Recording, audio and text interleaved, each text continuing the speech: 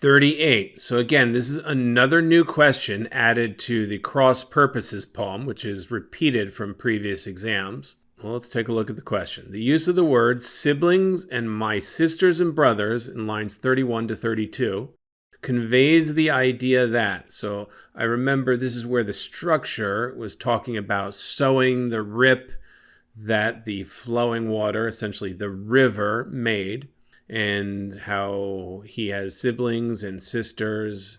Let's just go back up and check really quickly. Clumsy being rebuilt makes me a friend of mine, friend of time, does it not? And it means that I have siblings, those clumsy structures, my sisters and brothers. We stitch across the rip you make. We are the steel thread to the human needle. We bind you. We sew you.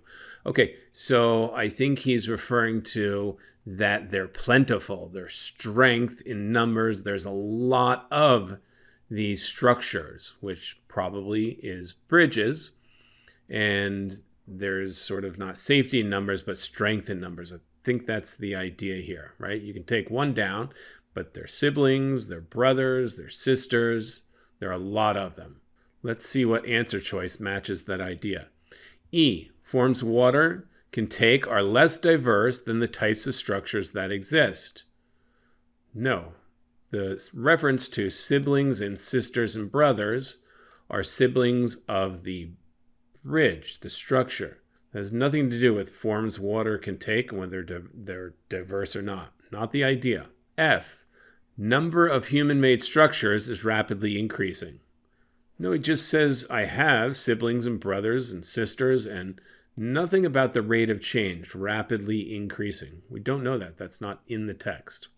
G, water passes under many similar-looking structures as it flows. Well, no, the reference to sisters, brothers is not to say they're simply family, that they look alike.